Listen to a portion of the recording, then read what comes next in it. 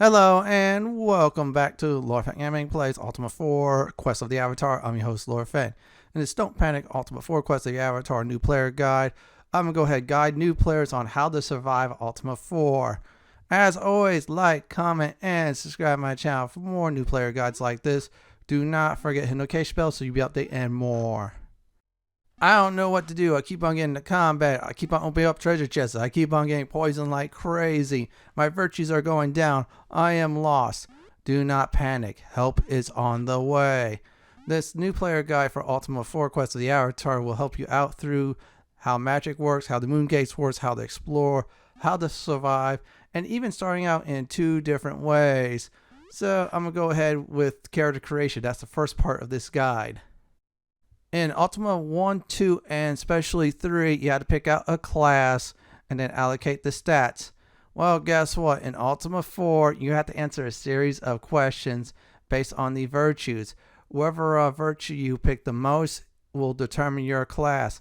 Also, along the way, whatever virtues you pick in order to advance the tier, you get some stats in strength, dexterity, intelligence, sometimes 2 out of 3, or other times for spirituality, 3 out of 3. So with this guide, first thing I'm going to go ahead and show you is what questions you do pick is what stat you do gain for your character when you start out. And last but not least, of course, when you lock in a virtue, that is the class you are. So here we go. During the character creation process, when you're answering the questions of certain virtues, you get some stat points for your character starting out. So let me go over those now for each question you do.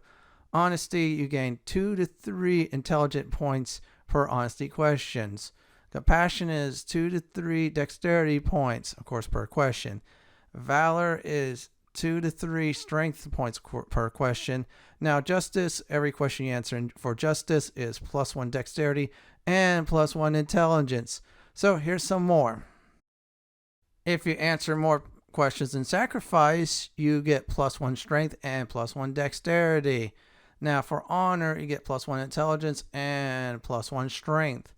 Next up is spirituality. You gain all 3 of them, which is +1 intelligence, +1 strength, and +1 dexterity. Humility, on the other hand, there is no stat boost at all. So you were asking, what class do I become next? Well, I'm going to go ahead and go over those now. Now, what class are you at the end? The character creation and the MP bonuses next. Also, I'm going to go over briefly what each of these classes are. So, if you pick Honesty all the way through, you become a Mage. Now, you're not going to be able to equip many weapons and armor. However, you get to equip the Magic Wand, which is the second best weapon in the game, and that's range. Also, the best range weapon in the game. Your magic points is times to your intelligence. So, for instance, if you have 50 intelligence, that'll be 99 since that is the game's actual cap. As for compassion, you're a bard. Simple as that, everyone. Now, your magic points is 1 times your intelligence. So, for instance, if it's 50, then it is 50 intelligence at the end. Now, for bards, they equip some weapons, some armor. They can use some weapons. They can also use the magic wand, which is the best range weapon in the game. Now, for Valor, you go Valor all the way, you become a fighter. Simple as that. Now, you equip many weapons and armor. Best range, I could probably say, is a crossbow. Armor, I believe it's plate. However, your magic points is at 0. Yeah, they don't cast magic. Just a fair warning. Now, next up, if you go Justice all the way, you're a Druid. They can use some weapons and armor. They can use the magic wand. And your magic points is 1.5 times your intelligence. So if you have 50 intelligence, your max is 75. So I'm going to go over more of these classes.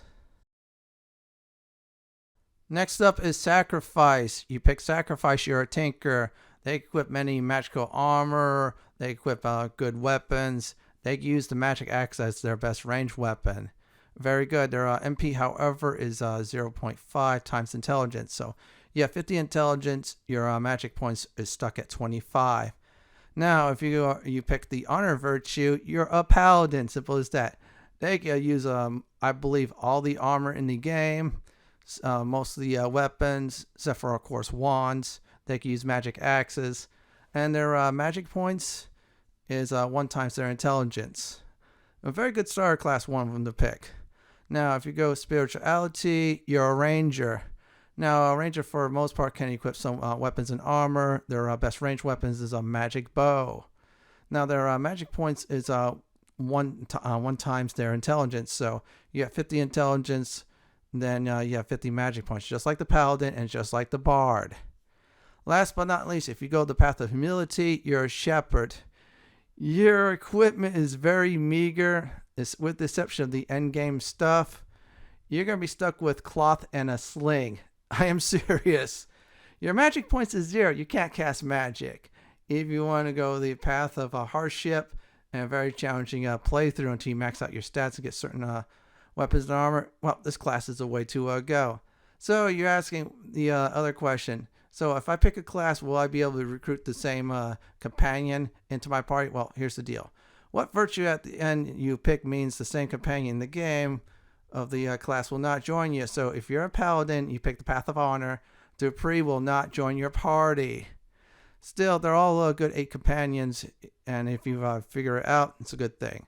That's about it really for the character creation process and the classes with it.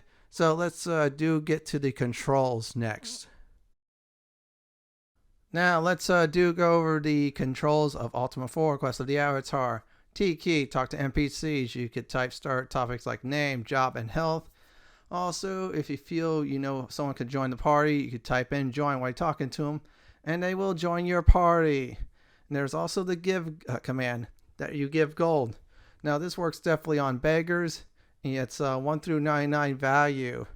More topics as you speak with more certain NPCs, so just keep on talking. Eventually, you'll get some information you need.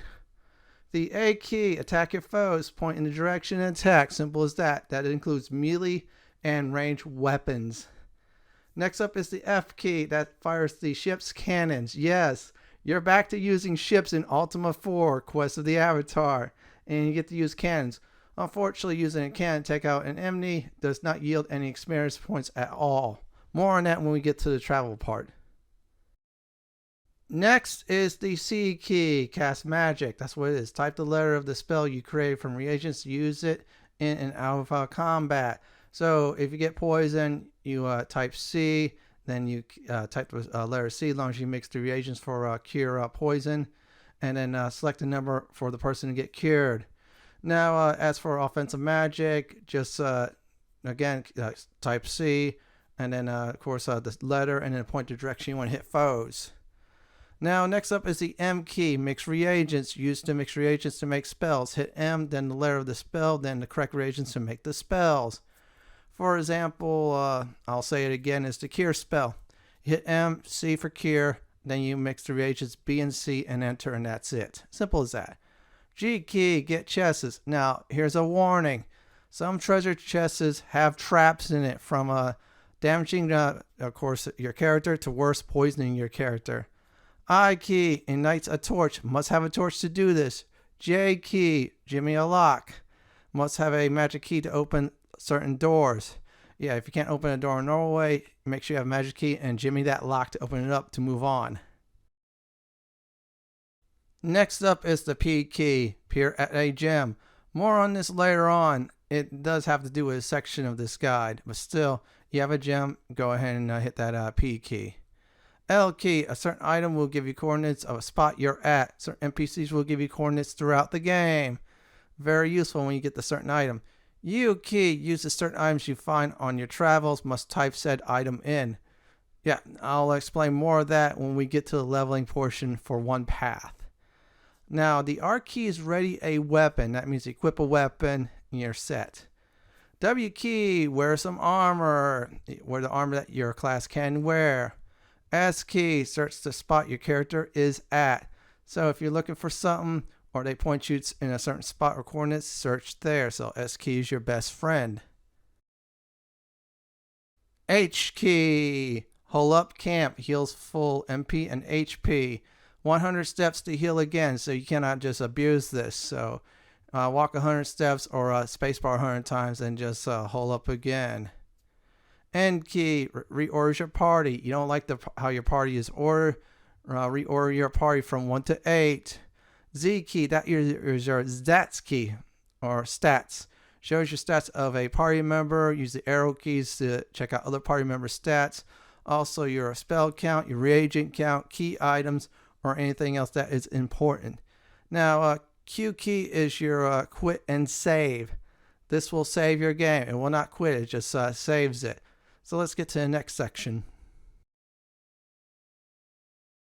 The B key is to board a ship or horse. So simply you want to go on a ship or horse, just hit the B key.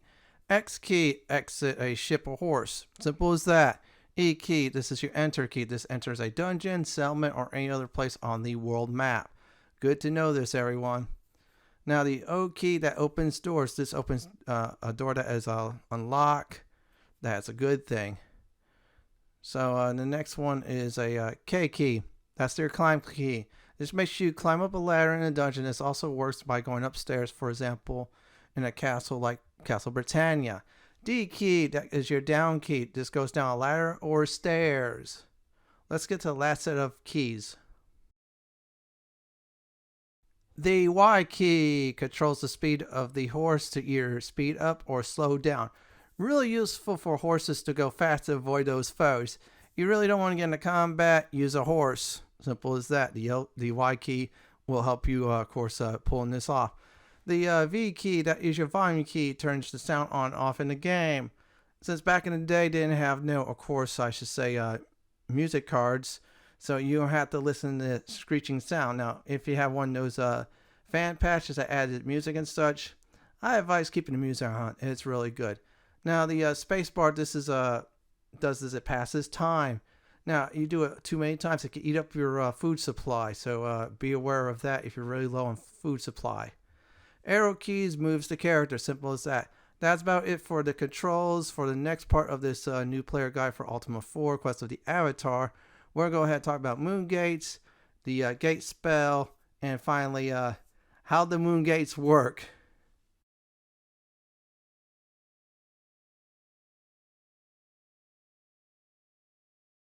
In Ultima 4, Quest of the Avatar, you travel with the Moongates, so here's the deal on that. The two moons above your character will tell you exactly what the moon setup is. The right combination in a certain area, you get to go through a moon gate. Also, the gate spell is determined by the moons.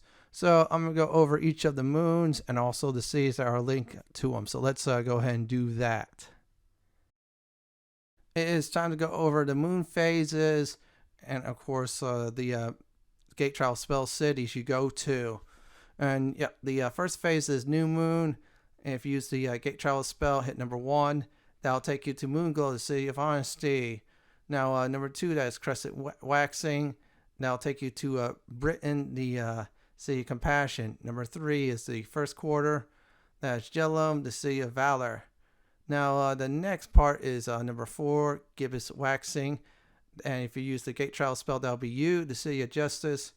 Now for number 5, that is Full Moon. That will take you to Minok, the City of Sacrifice. Next step is Gibbous Waning. That is Trinsic, the City of Honor.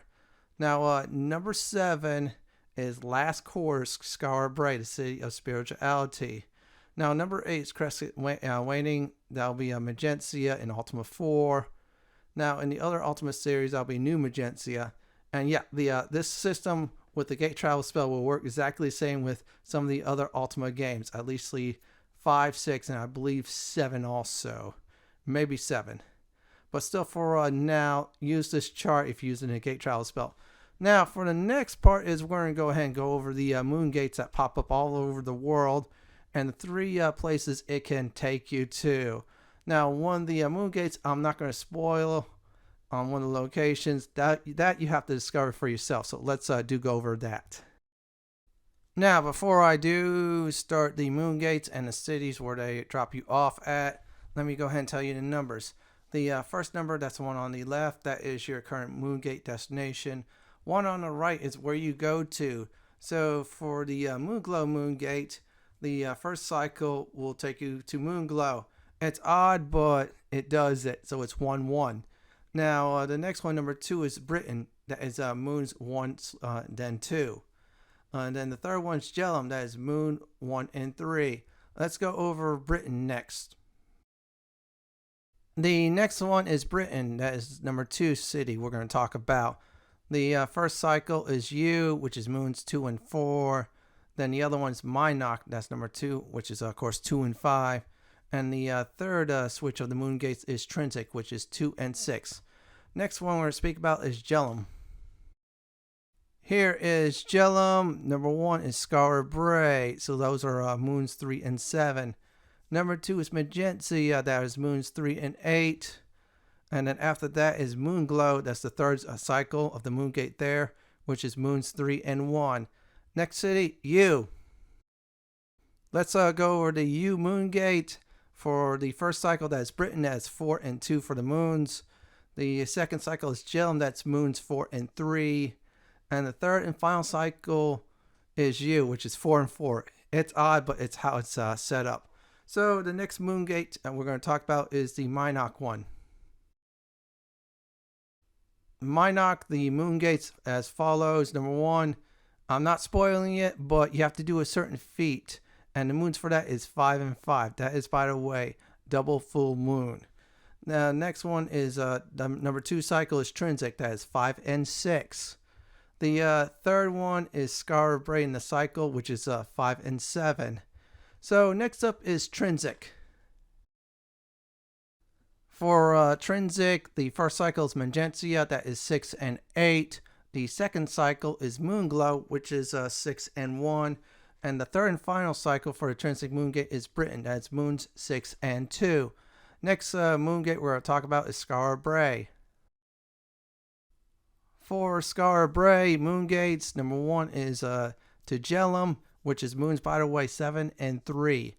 Number 2, the second cycle is moons 7 4, which is U. Yeah, you're going U with the second cycle. The third and final cycle is Minok. Those are moons 7 and 5.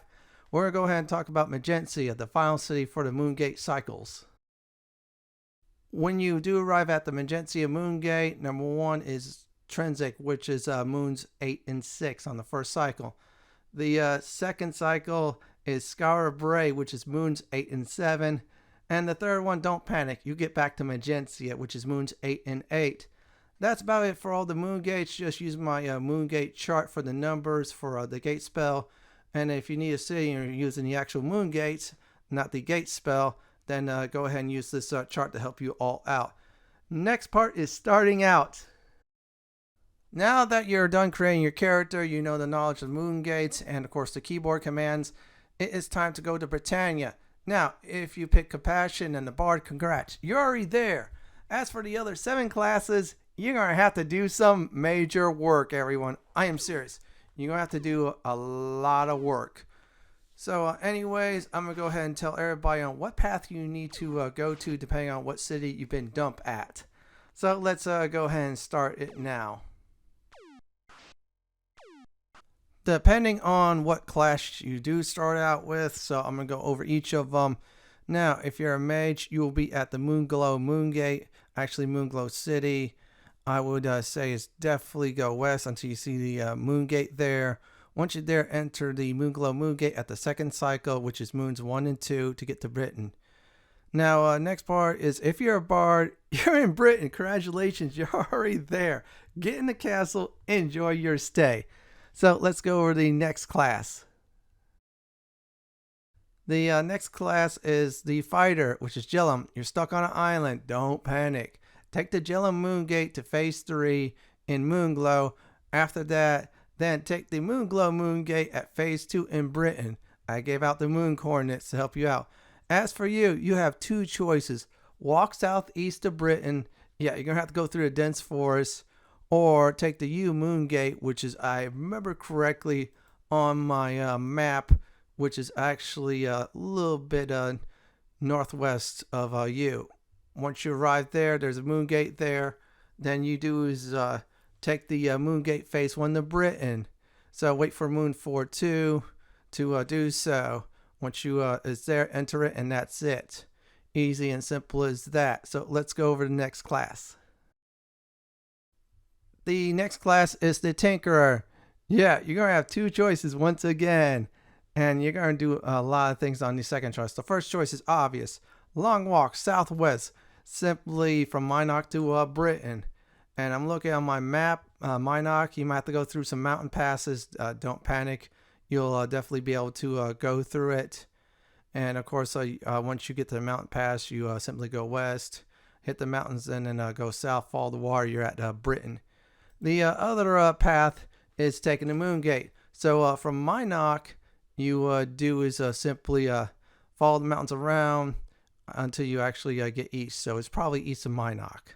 Simple as that, easily actually. So once you have the Minot Moongate, you're going to do a few things. First of all, you wait for phase 2 to get to Trinsic. Once that is done, at the Trinsic Moongate, wait until the third phase happens. That'll take you to Britain. Now, if you're Trinsic, you got two choices. Both are simple. Like I did in my walkthrough, I said, screw the Moongate. I walk north, follow the shores. You'll see pause, then you see Britain, and you're set. Now, the other choice is obviously taking the Moongate. Go south of Trinsic. There's a Moongate there. Wait at phase 3, so when the third cycle happens, go in the Moongate and you arrive at Britain. So let's go ahead and talk about the Ranger. Now, for Scarbray, the Ranger class, if you're a Ranger, take the Scarbray Moongate in phase 2. By the way, the Moongate's nearby Scarbray on an island, which takes you to U. You could walk from the U Moongate to Britain, or wait for the U Moongate at phase 1 to get to Britain. That's simple as that. Now, Magentia, you're on an island again. Yeah, don't go into town. You're not ready for it. So from Magentia, take the Magentia Moongate at phase 1 to Trinsic. Once you arrive at the Trinsic Moongate, you can either walk to Castle Britannia, or wait at phase 3 for a Trinsic Moongate to get to the Britain one, and just simply go west of the castle. So once you arrive in the Britain area, you're ready to stock up some gear, stock up some food and such. We're going to go ahead and talk about that next. So what I need to do after I arrive at Castle Britannia area, well, you're going to need to go to the City of Britain. Before that, we're going to go ahead and make some cure magic. You ask the Fenton, why cure magic? Well, you see, from time to time, treasure chests can be poisoned if your dexterity is low. Now, I'm doing is tell everybody how to mix it. So you hit the M key, and then you hit C for cure, and then you do B and C, which is ginseng and garlic, and hit the enter key. And voila, success. You just made yourself a nice cure magic. Make many of those as you can. We're going to go ahead and get some of those through the course of this segment of this guide. So the thing is when you get to Britain, you want a sling. Also, you want Ilolo in your party. If you're level, I should say 2. Now, I'm level 3. Somehow I started out with that, which is pure luck, or I don't know what that is. But still, I am able to recruit the Bard. If you're a fighter or Shepard, get the Bard. Seriously. But for now, we're going to the shop and get some slings. Now, just like Ultima 3, ranged weapons are really OP in this game. I'm serious. You could even use certain ranged weapons to get through it. But anyways, buy some slings. Buy 1, maybe buy 2 for Ilolo, the Bard in town. So there we go. It costs 25 pieces of gold and it's cheap. So we're going to go ahead and ready to sling when we can. As for armor, if you need to get some armor, that's fine. My character, I think, starts out with leather or chain mail. I know my main character as a paladin started out with sword too. You definitely want to ready your sling. Now you see in Ultima 4, like 3, you just keep on pelting enemies with ranged weapons.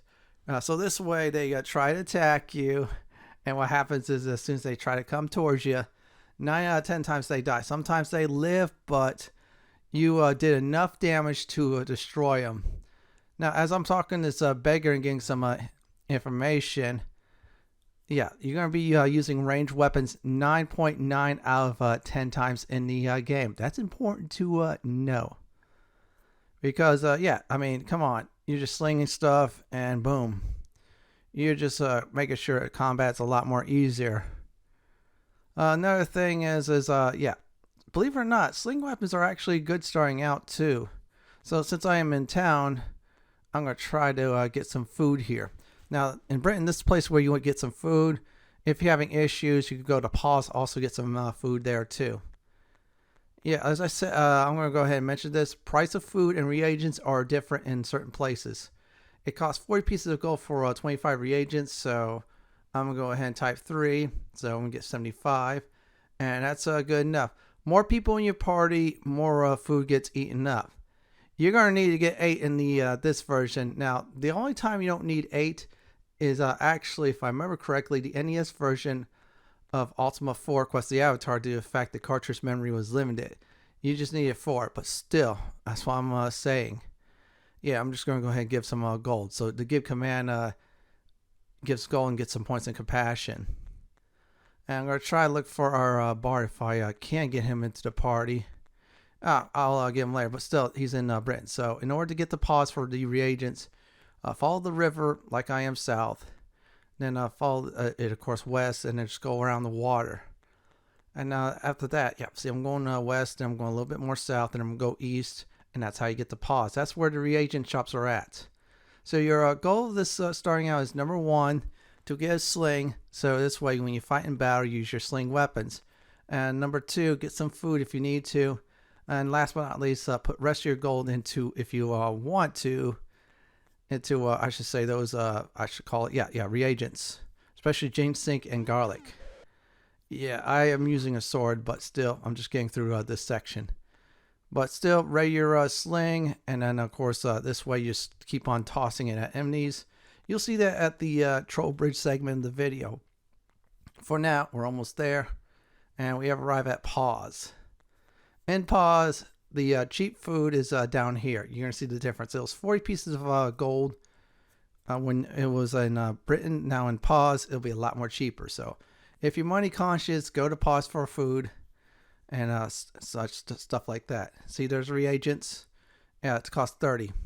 Now it's cheaper in Moonglow. And so if you're a mage, yeah, you can get some food right away. There we go. We got for 3 pieces of food, I say 75 food, 10 gold, a lot more cheaper or so. And we're going to try to look for the reagent shop just to demonstrate that one more time, and that's about it. So what we're looking for is a hidden way. Oh, that's not it. Still, you go in the reagent shop. Now the secret doors are by like little niches on the tiles. Well, I should say the brick walls. Yeah, see that little white niche? That's pure white with the gray in the middle. That's where you go through a secret shop. Now, reagent lady, unless you want to be dishonest, then go for it.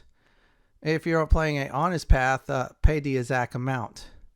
See, I'm using my honest playthrough just to demonstrate the honesty of course, giving out the money for reagents. So I'm going to go ahead right now purchase some garlic and ginseng to make some more cure spells. There we go. And we're going to do it again. At the time I was tipping her 1 gold. Yeah, there we go. We got 10 garlic and 10 ginseng. So final advice on that is simple. Get some slings. Get Elolo if you're a fighter or shepherd right away. And make some cure magic. And like I said before, those treasure chests, yeah, they could be having very nasty poison traps, and you need to cure yourself constantly. Always stock up on that too. Very important. And yeah, stock up on food too.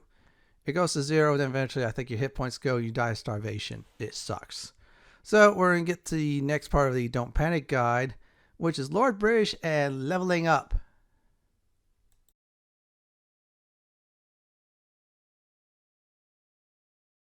As always, if you're stuck on the part of the quest in the game, go see Lord British. Lord British is very knowledgeable, and he'll help you out a great deal. If you type in the word help, he'll give you the idea of what your quest is all about. And if you need to learn about virtues, go ahead and type that too. We just learned something about honor, honesty. See, there we go. Certain topics he cannot help, like dungeons and such. Another thing is he's a great in too. Now you use health, and you say no. You type a word, I should say health, and then you type in no. You get a free heal. Also, you come to him when you level up.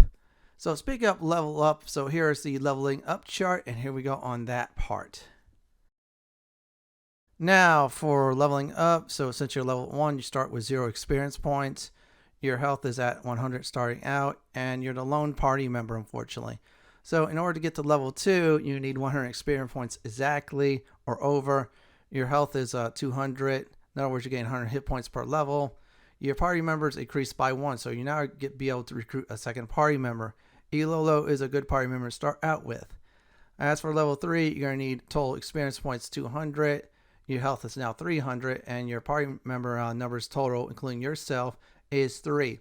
As for level 4, you're going to need 400 experience points. Your health is at 400, and your party limit increases to 4. As for level 5, you're going to need 800 experience points, health at 500, and your party members numbers is 5. As for 6, you need 1,600 experience points to get to that level. Health will be at 600 upon leveling up, and your party member slot increases to 6. As for level 7, you're going to need 3,200 experience points in order to get to that level. Your health, however, when you get to level 7, is at 700 experience points. Your party member slot is 7 increase. As for level 8, the cap, you need 6,400 experience points total. Your health will be at 800, which is the max for the game for health. And your party member slot is 8, which is the max. Go see Lord Bridge anytime your characters hit those numbers, and he will automatically level your character up.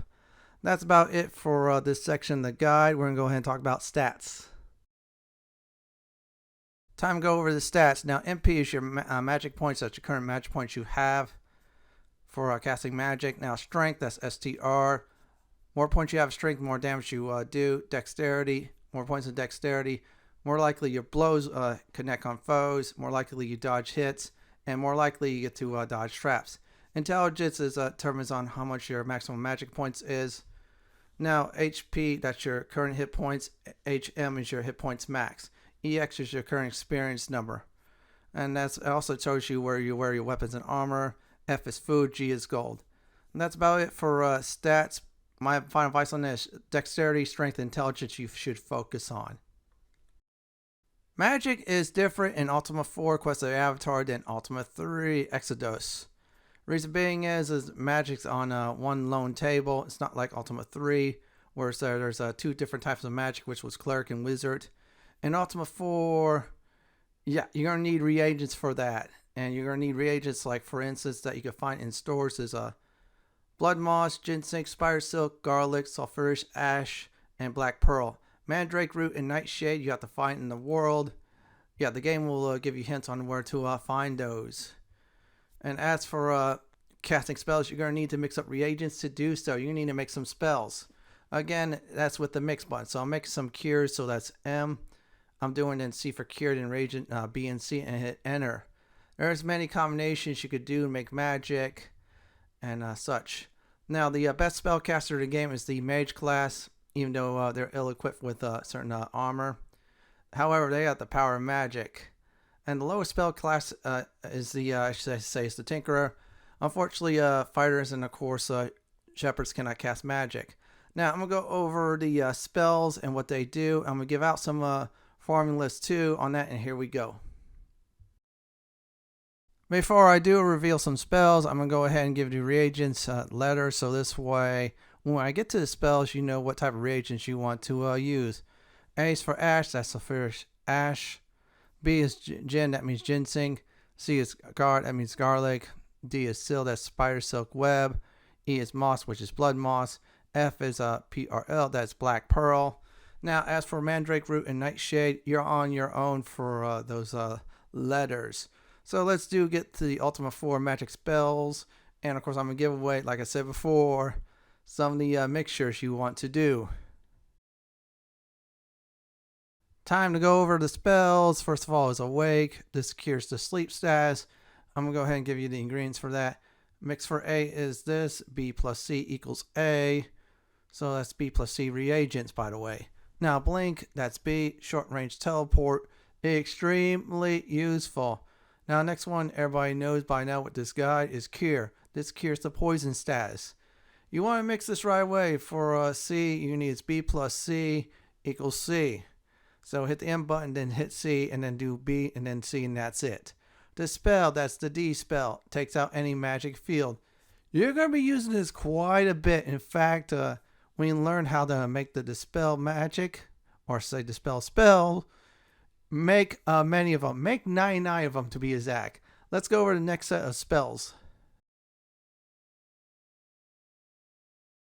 Next up is energy, creates one of the 4 magic fields. I am not sure if that's useful or not, but I would pass on it. Fireball, that's the F spell, attacks one foe. There's better ways to kill enemies, just trust me. Gate, that's the G spell, can teleport the party to one of the 8 virtuous cities. Consult my Moongate guide for which cities you go to. When you learn how to make this, you do not really need the Moongates anymore. And yet, you'll be teleported to the Moongate of the town you've chosen. Next up is the heal spell. The H spell heals hit points, that's health points. To mix the heal spell, you're going to need the following. B plus D reagent equals H. Next up is Ice Ball, attacks one foe. You got slings, you got ranged weapons, that'll do the job. Jinx, that's the J spell. Foes attack each other in battle when you learn to make it. Make a few of these, and if you're in a tough bind, great ideal to cast this. Next up is the kill spell, attacks one foe. I'm going to say this now. I felt this is not useful. I avoid making it. Even if you learn how to make it, don't do it. Light spell, L spell, lights up a dark area. It's the same as a torch, but much more better. Now, to mix the light spell, you're going to need simply is the A reagent, and that's it. Just one reagent, that's all. Next up is missile. That's magic missile. Attacks one foe. You can make it if you want to, but again, you got slings, you got ranged weapons, that'll do the job. Next up is negate. That's the end spell. Spells cannot be cast in battle. You have a whole bunch of foes that put you to sleep like the Reapers or so. Cast this. They won't be able to cast sleep magic. Oh, open. So this opens a chest to avoid a trap. I'm going to be honest. You make plenty of cure spells. You got 99 cures. Open up the chest is all you want. Avoid making that spell, in fact. Protection. Increase all defense on party. That's the P spell. I'm going to go ahead and get everybody the ingredients for that to make.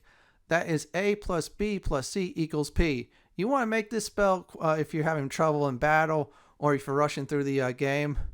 Still, you want to make it. Let's go over the next set of spells to make. Let's talk about quickness. Act many times per turn. So you're having trouble with combat, cast a spell, and just have fun with battle your way. Resurrect brings one party member back to life. Oh, I'm going to say this now. Make many of these as possible when you do learn it. Reason being is if you're in trouble in certain dungeons, this is a spell to use. Sleep attempts to put all foes to sleep. Really useful, especially at the start of the game. To mix sleep, you need is B plus D plus D. You're going to need 2D reagents in order to pull that off. Tremor, that's the T spell, attacks all foes. Extremely OP spell to have. It goes for all foes in the battle. Eliminate some of them, in fact. Undead, that's U spell. Attempts to make all undead flee from battle. If you're having issue with certain undead, go ahead and make it. I believe the manual somewhere gives you a hint about it. If not, just ask me about the ingredients. I'll tell everybody about it. But for now, it's alright to use. View, that's a V spell. See map of area or dungeon. This one's a good one, but a certain item is much more better. Let's go to the last set of magical spells.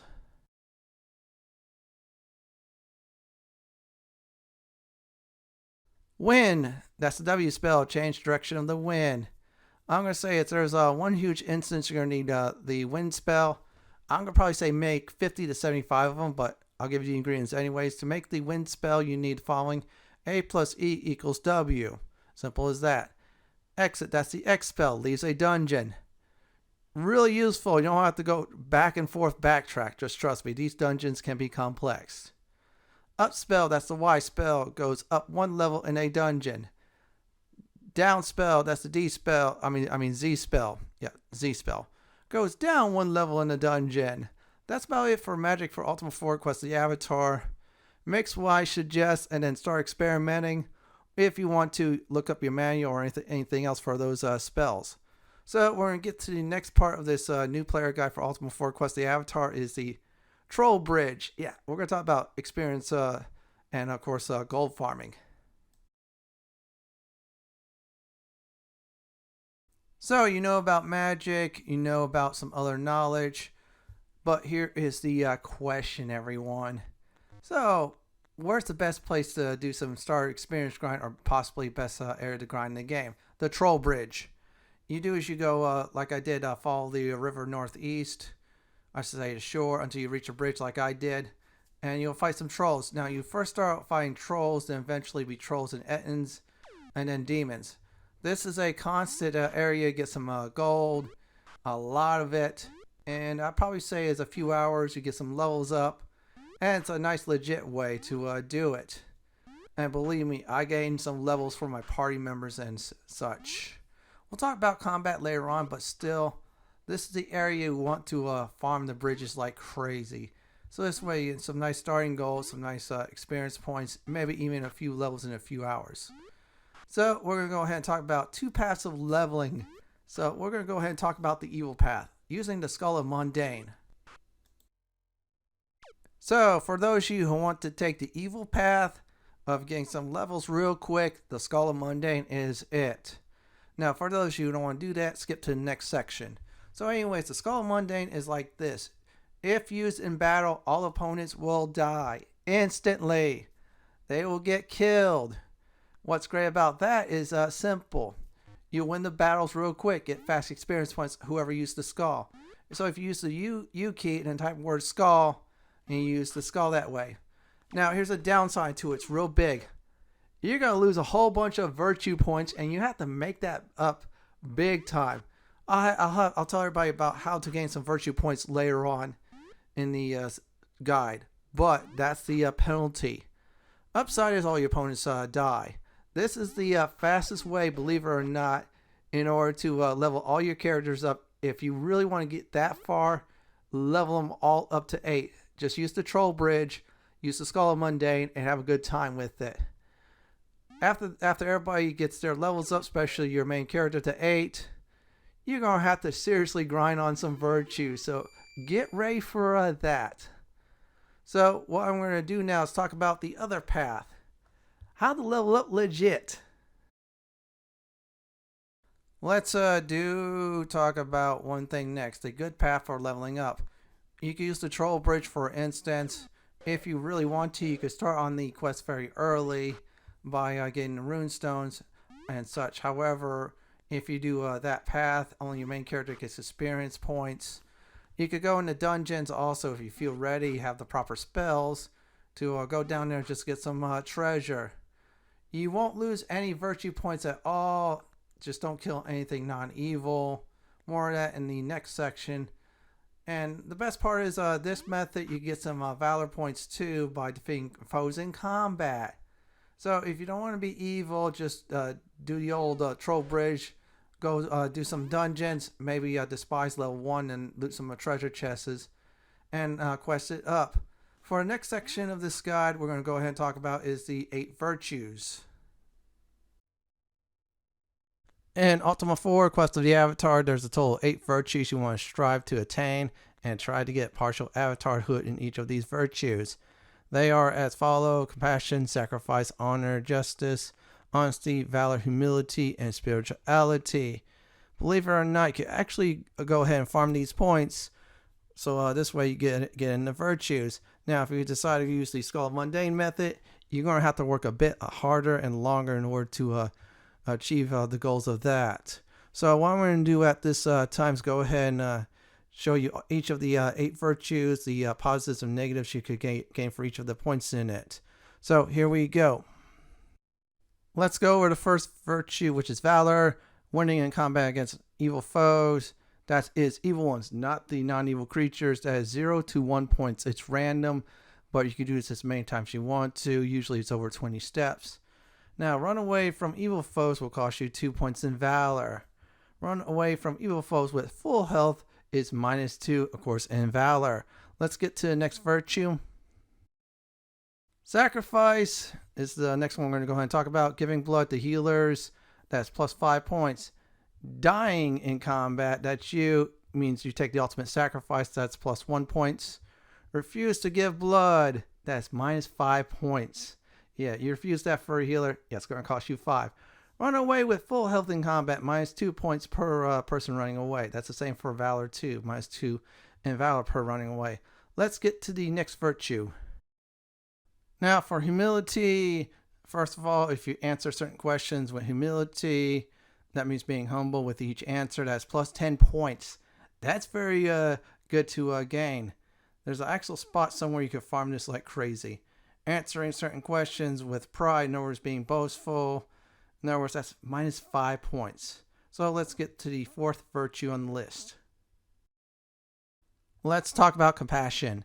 Give gold to beggars, that's a plus 2 points instantly. Fleeing from non-evil creatures, that's snakes, rats, seahorses, giant spiders, and other animals, plus 2 points. Letting non-evil flee, that's a simple plus 2 points. Attacking non-evil creatures, in other words, you initiate combat, that'll give you minus 5 points in compassion on the spot. Let's go over the next virtue. Let's go over honesty, paying the exact amount of gold to the blind reagent woman. That's plus 2 points. Stealing from treasure chests in town that is not yours. That's also including castles and fortresses. Minus 1 point per chest you steal. Cheating the blind reagent woman. That is minus X points. The more you cheat, the more you lose points. So remember that. Let's go over to the next one, shall we? Next up is honor. I'm going to be honest with you. You can really get honor right away if you start the quest off through the game, getting items. And the first one, for instance, is a completing quest. That's getting certain items. That's plus 5 points on the spot. I believe that does include learning the mantras also. Now, next up is paying the exact amount of gold to the blind reagent woman. That's plus 2 points. Stealing from treasure chests in town. That's minus 1 point. Cheating the blind reagent woman, that's minus X points. The more you cheat, the more you lose. Starting combat against non-evil creatures, that's minus 3 points on the spot. Next one we're going to go ahead and go over is justice. For the justice virtue, it's simple. Paying the exact amount of gold to the blind reagent woman, that's plus 2 points. Running away from non-evil in combat, that's also another plus 2 points. Let non-evil run away in combat, that's plus 2 points. Stealing from treasure chests in town, that is minus 1 point per treasure chest. Cheating a blind reagent woman, that's minus X points. So the more you cheat, the more you lose. Start combat by attacking non-evil, minus 3 points. We're going to go over the last virtue, which is spirituality. Last but not least is spirituality. Meditating at the shrine with the right mantra, that's plus 3 points per cycle. So that's 3 points times a cycle. 3 is the max. So you get 9 points right away instantly if you type the right mantra at a certain shrine. Now, talk to the Seer about a virtue that is plus 3 points. That happens once, but then you do 20 steps and you talk to another virtue. That's an easy way to get some serious points. And besides, always talk to the Seer. I mean, come on. Give the wrong mantra at a shrine, that is minus 3 points on the spot. Now, I'm going to go ahead and give some tips about virtue farming before I do go to the next part of this guide. If you decide to use the Skull of Mondain, that's minus 5 virtue points per use. In some versions of Ultima 4, you lose all your virtue points, drop down to 0. Now, if you're using the evil method, of course, to grind experience points and gold, get used to using Skull of Mondain and working very hard to get those virtues back up. Now, here's the deal about most virtues. You need to take 20 steps. I say spacebar to pass time 20 times. So this way you go back farming virtues. Like, for example, the beggars. You give 1 piece of gold to them, and then you spacebar 20 times or so, and then do it again. Just keep on farming it. Fight evil creatures helps with valor, so pretend it's like Ultima 3, fight to the death. If you're forced to fight non-evil ones, let them flee, or better yet, yourself flee. No harm, no foul if it's non-evil creatures. Dungeons does not hurt virtues, meaning you can run away from a battle. Yeah, besides, the whole rooms are nothing but exploration and such. Using Skull of Mondain in dungeon fights still hurts your virtues. Farming the reagent lady for certain virtues by paying the exact amount is a great way to gain some virtues. So, for instance, you buy 1 reagent and then pay the exact amount for it, and then there you go. That's how you farm it with ease. I'm going to give some tips that's not listed here also. Go ahead and use the Castle Healer at level 3 and beyond to get some blood, and go back to Lord British. And then repeat the process to get some sacrifice points, which is really easy.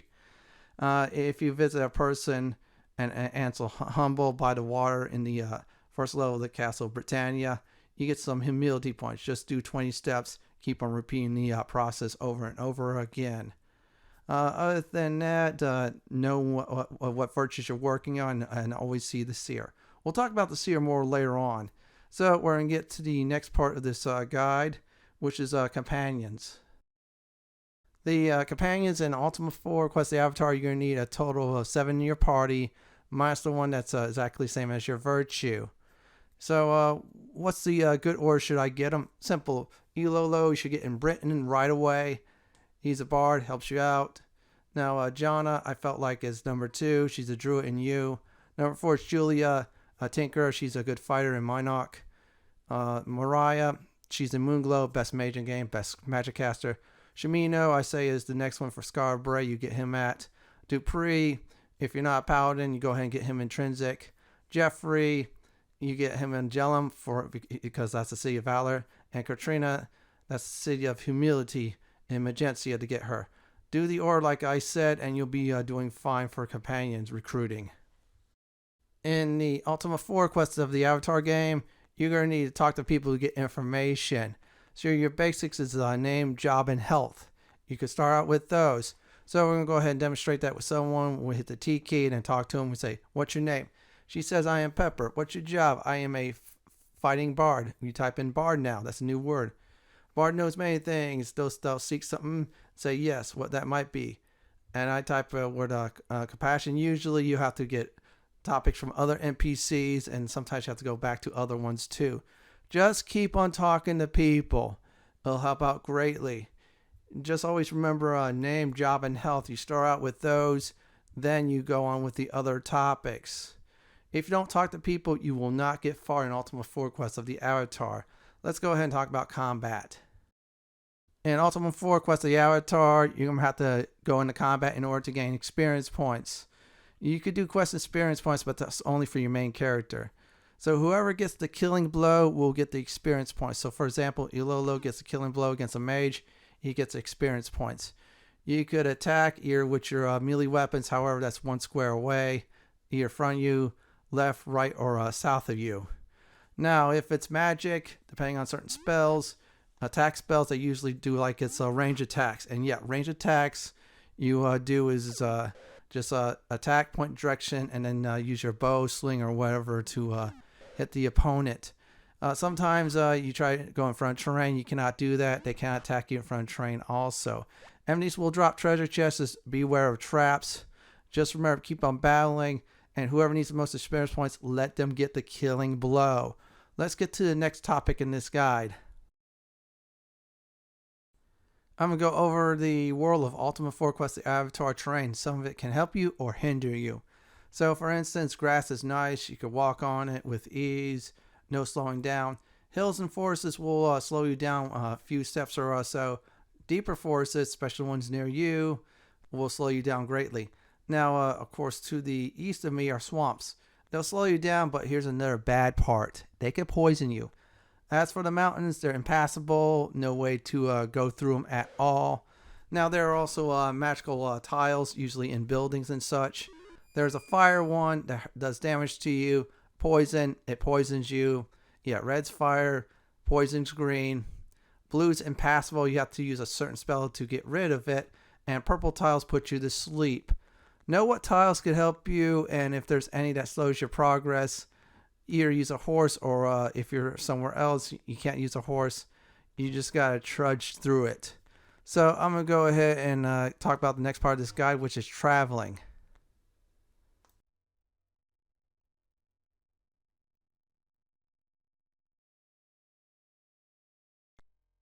Time to go over walking, horses, and ships in Ultima 4. So you can walk like normal, however some terrain will block you. As for horses itself, well, you could actually get past certain terrain faster. It'll still block you in some instances, but if you use the Y command to get it up, what happens is your horse will go a lot quicker. Great way to avoid enemies on the world map. Another thing is, we'll talk about ships next, the last main traveling. You go on ships, you go out in the open sea, you go anywhere almost. There are certain rivers you cannot get through, certain parts of the sea you cannot get through at all. The deep water, be careful because of cyclones could destroy your ship. Speaking of ships, you got hit points. That SHP goes down to 0, you all die. Simple as that. You can get into combat, you're stuck on the ship until you kill the foes. It's like fight to the death. Other than that, my advice is know what to use and what to travel. I did intentionally leave out one more mode of transportation that you have to discover yourself. So we're going to go ahead and talk about items and equipment. I am not going over the key items. Instead, I'm going to go over the items you get from shops. Torch, used to light up a dungeon. Very, very useful. You don't want to make the light spell. However, I feel like the light spell is much more better. Magic gem, used to view the area via map. Get a bunch of these. These are extremely useful. This can also be used in dungeons, overworld, and I believe towns even.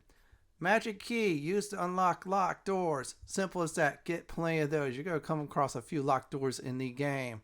Let's talk about the armor. Please note I am going through the armor from the weakest to the strongest, and I left out the best armor in the game intentionally. You need to discover that on your own.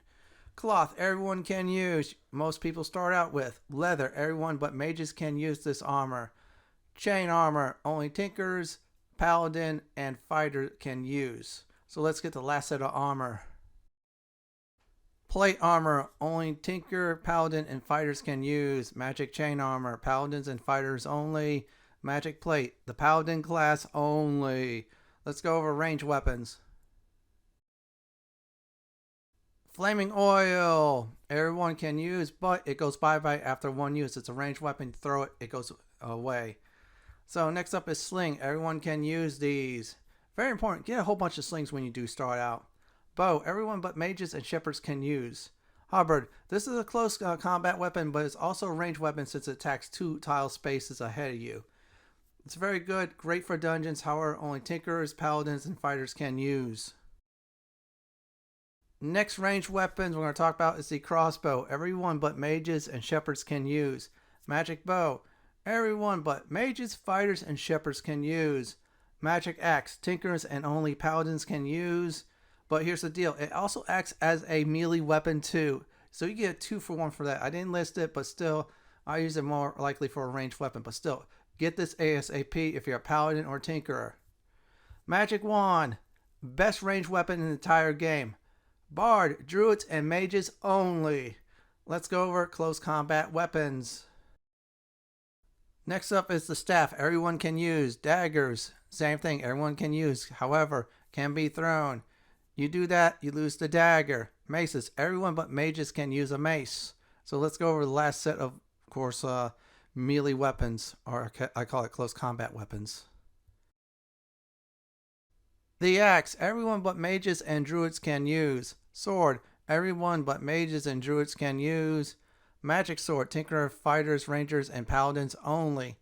I did intentionally leave out, of course, the final weapons that you do find. That's the very best. You will have to discover that on your own. That's about it for, of course, weapons, armor, and equipment.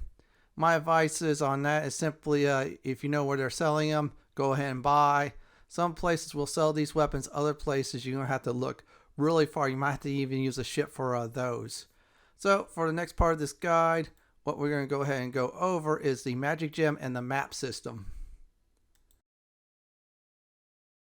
Let's go over the magic gems and why it will be mapping you away to victory. So in Ultima 4, of course, the Avatar, these magic gems are really powerful, especially when you get in dungeons later on, which some of them are very complex. Do not leave home without them, especially go into a dungeon. This is a great way to map out the worlds. This way you do not get lost at all. It's very simple. Hit the P key, that's the peer key. This will use one magic gem. However, it'll show you where you're at. Exactly. So see there, it just shows you the towns and the castle right near me, the river, and more. So you want to definitely use this in case you're lost, or if you want to map certain things out in a dungeon. So let's go ahead and talk about what happens when you die in Ultima 4. Death can be bad and harsh in Ultima 4 Quest of the Avatar. So what happens when you die in the game? Simple. When you do die, what happens is your equipment that you equip will be present. Any items that you didn't equip will go bye-bye. Now, gold, you'll lose most of your gold and most of your food, except for 200 food and 200 gold. If I remember right, you keep your reagents, and I think you keep your key items too. And also one more thing, if you die along with everybody else, you gain a point in sacrifice. That's the positive side. So don't panic at all if you die in Ultima 4 Quest of the Avatar. Just try again. It is always important to see the Seer, so this way you have progress on your virtues. If you fall back after you became part Avatar, well, you're going to have to work on that again. As always, when you do something, go see the Seer no matter what. When you're told to go to a certain place to meditate, do it. Otherwise, keep improving your character until you're ready to go to the place. Now, once you become a partial Avatar and a virtue, the Seer will tell you that. Next up is the quest and its goals. So, first part of the goal is to become partial avatarhood in the 8 virtues. All 8 virtues, that's very important. After that, go see Lord British. He'll tell you what to do next. So, keep on talking to people until you have goals and such you have to do. Also, in towns and castles, you'll be given hints on what items you do need. Make sure you get those items too. That's very important. Always talk to people, including Lord British, from time to time for help. Talk to the Seer on your progress, on your virtues, and more. This is about self-improvement of yourself and people around you. And you're going to be striving to do that throughout the game. Last but not least is the dungeons. When you're ready to go into a dungeon, you're going to have to get ready to be able to explore the dungeons. First of all, it'll always be dark. Either hit the I to ignite a torch, or C to cast the L spell, which is the light spell. Now, be careful of fountains, because not all fountains are great. Some will actually heal you, some will poison you, some will do fire damage against you. So be careful on where you drink in dungeons. As for combat, it's just like normal combat. However, with exception of the ones that you face enemies off against, like this, you could run away. Yeah, there are rooms you go into. There are like puzzle rooms, and you could move from one exit to another. Wherever the first person goes to an exit, like for example, they start out west and go east. Everybody else has to go that direction. Yeah, and then also, as you saw, there's treasure chests, it's like normal. Do be careful in dungeons because there's mimics there too. Other than that, make sure you, when you get in a dungeon, find out where the orbs are, so this way you raise your stats. Yes, orbs will raise your stats, but at a cost. If it's a single stat, that is usually 200 points. 2 out of 3 stats, that's 400 hit points. And if it's 3 out of 3 stats, it's 600 hit points. So, yeah, you could die if your characters are at 600 hit points for all 3 stats. I won't tell you on which dungeon has what orbs. You have to discover that for yourself. As always, save your game before going to the dungeon, because if you mess up, you can either revert back to it or die and try again. And yeah, explore every room in the dungeon, because some of them are actually puzzles. So clear the area out of foes, explore said room, and that's that. Look for little marks on the wall, because sometimes they'll give you good hints on it. Last but not least, use your gem to map out everything. I do mean everything. If you want to farm for example, gold, well, use those methods too. One more final advice I'm going to give everybody. Make sure you make the X, Y, and Z spell. That's the exit spell. The up and down spell, which is Y and Z, as you've seen earlier in this guide. So I'm going to go ahead and talk about the last thing, which is some final advice. Here are some final advice before I do end this guide. Now, as for the UI, what's in front of you, that's where you're looking at. The lower right, that's where your information is, including getting clues. And yeah, speaking of clues, make sure you write them down. Like for example, locations, sometimes coordinates too. They'll help you out greatly. Keep an eye on your food supply. Definitely keep your eye on your gold supply. Make sure you're going with the virtues as it is. In other words, don't steal, don't rip off people, and such. If you want to do that, stealing at least from the reagent lady, do at the very beginning, but it will be a long road. If you're going to use the Skull of Mondain to grind it out, do it early. Don't do any of the quests, don't get any of the items. The only items you'll get is the Skull of Mondain. Now, if you're doing the Virtuous Path, no Skull of Mondain at all. Quest like crazy. Make sure you get Ilolo first, unless you're a bard yourself, then get Jana. Those are one of your first 2 companions you should definitely get. I say Jeffrey and Katrina should always be last, since I feel their ranged weapons are not really up there. Speaking of range, abuse range like crazy in combat. Make sure you always prepare your spells, make many extra of them. If you need cash, go to Troll Bridge or find a dungeon and farm it there. Another thing too is when you write down the information, make sure it's the correct one because it'll help you out through the entire game. You want all eight party members total. That includes yourself. You're going to need that before beating the game. And as I'm going to say is, if you need healing and if you are low on cash, go speak to Lord Bridge. He'll heal you to full. This is it from my Don't Panic Ultima 4 Quest of the Avatar New Player Guide video. This is Lord Fenton signing off. Thanks for watching and have a great day or night, and do please stay safe. Please subscribe to my channel for more classic and modern games just like this. If you like what you see, then pick my suggestion on the upper left hand corner or YouTube's suggestion on the bottom left hand corner. May the 8 virtues be with you.